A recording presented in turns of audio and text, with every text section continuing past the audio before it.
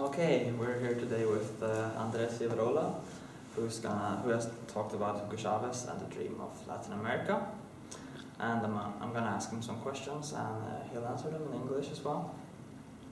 Chávez often drove the issue of creating an united South American bloc to counter the influence of the United States. Do you see any capable successor who can pick up what Chávez started, or perhaps isn't there such a successor? Well, he already pointed out his successor within his party, which is the Ministry of Foreign Affairs, Nicolás Maduro. And in the polls, at least, it seems that he has a good chance to win the new elections. And at least, as he says, he will continue the work of Chavez along that same lane of action. He actually called himself the son of Chavez. So I think that Chavismo had a good chance to survive in the coming future in Guatemala, in Venezuela, and even become more important during Chavez's life himself. We'll see that, but there are many elements that point out that it can be so. Yeah. Okay. What would you say are the prospects of Mercosur? What challenges does it have, and what is the possibilities in creating a strong and competitive economic region? Well, Mercosur have many challenges. There is a lot of asymmetries among the countries. You have a huge country such as Brazil, little country as Paraguay. There are different kind of levels of economic development among them. Brazil has difficulties in kind of supporting the development of others, while they still have poverty within their domain. So, of course, all those are difficulties for Mercosur. However, I think that because Mercosur has been maintained during all these years, and it has survived many crises, because there is a geopolitical element behind this that drives this country towards integration, right? And it's a very simple fact. In the coming world order, with giant countries such as China on the field, with Europe, in spite of problems, trying to unite itself into common actions with the United States, still a very powerful country, of course. The idea of that Latin American countries separated would be successful in the new world order is something that they, I think, reject, and they try to group together because they need that. Grouping together improve the conditions for bargaining with these new giant countries.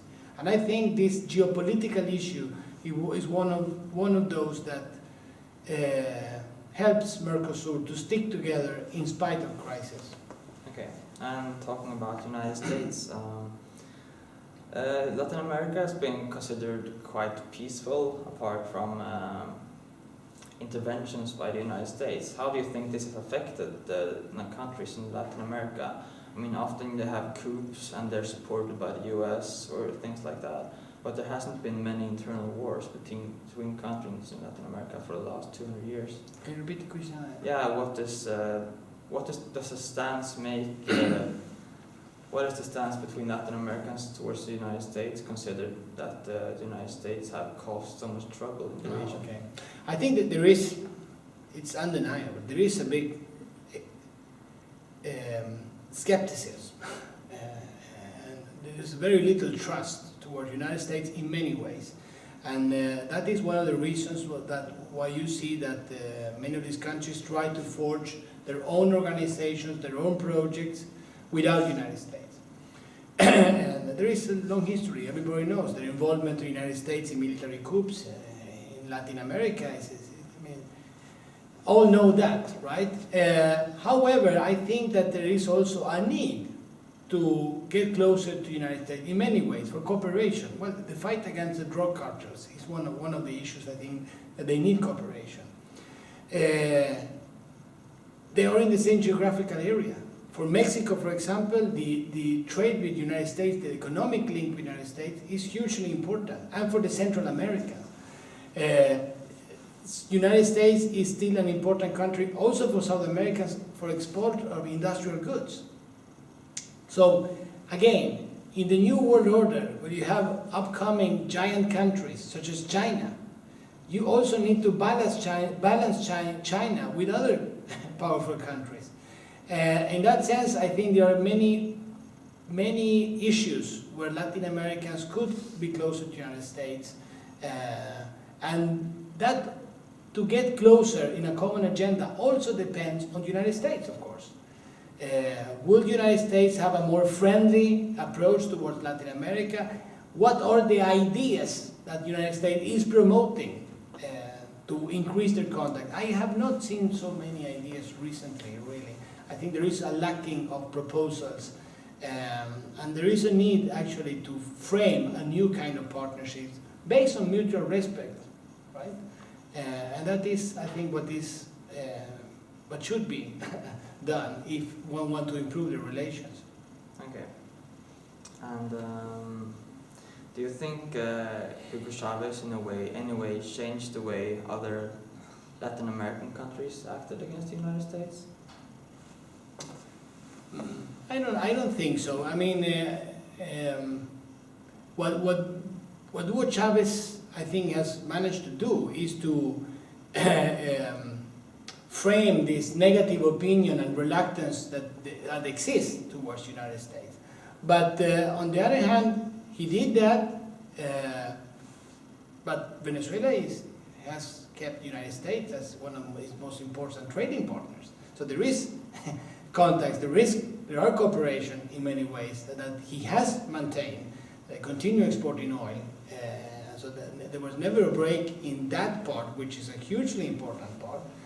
And many Latin American countries, in spite of Chavez rhetoric, they are continue to have their relations in their way with the United States. So I think that one should not over-exaggerate Chavez's role for other Latin America and in their relations with other parts of the continent. But what is true, I think, is that a lot of states share the reluctance and the skepticism towards the United States that Chavez usually point out.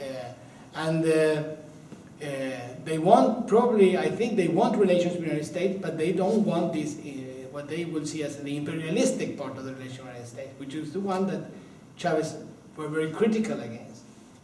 Okay. And if we're going to talk about Kirchner as well, the Argentinian president, do you think there's any similarities between how Kirchner acts towards the UK and how Chavez has acted against the United States? UK? What do you mean? Yeah, United Kingdom, because there's a lot of talk about the Falklands from the Argentina, and there's a lot of angry rhetoric made by Kirchner against the UK, and I'm thinking, do you think there's any similarities between Kirchner and her populistic approach towards the Falklands issue, like Chavez did against the United States? I think it's the same reaction towards imperialism. They react against what they see as foreign involvement or attack to their sovereignty. If the US support a military coup or a breakdown of democracy or invade a country, as they have done many times, well, that is a threat toward the sovereignty of that country and all the Latin American countries. And what they are after is that all should react together in order to defend themselves towards the United States, towards Great Britain, or towards anybody that would do the same kind of thing. So the Falklands have been a symbol for reaction against what they see as imperialism, right? So in that sense, I don't think that there is any difference in the reaction of Argentina and Venezuela. In fact, they act together in this sense. Not only Venezuela and Argentina, there is a declaration of Mercosur, there is a declaration of the UNASUR country, which is the old South American country, in support to Argentina's demand for sovereignty over the islands. Okay, and last question as well. What sort of presence, if any, does China have in Latin America? Are they investing in the developing economies or creating arrangements, or do they simply avoid South America? Well, the new influence of China in Latin America is one of the big changes that we have seen in the region during the last 10 years. And it might be one of the more decisive changes that we are going to see during this period of time. China, during the Mexico debt crisis in the early 80s, China was about the size of Turkey in terms of GDP. Today, China is disputing the first place with the United States. China had a very little trade with Latin America during that time. Today, China is the first commercial partner of most South American countries. I mean, that really changed the whole geopolitical picture of Latin America in their relations towards the world. There is now an alternative. China is a trade and an investment alternative compared to the United States and Europe. And that, of course, that creates new conditions, new alliance, new possibilities, and new challenges. Because the Chinese trade is also a threat towards the plans of industrializations for the Latin American countries and South American countries. And that is also one of the reasons that they, at least in the Mercosur countries, they try to group together. And it's one of the reasons why maybe Chavez and others want to join Mercosur. Okay, thank you very much, Andrés Rivarola, for coming to us. Thank you.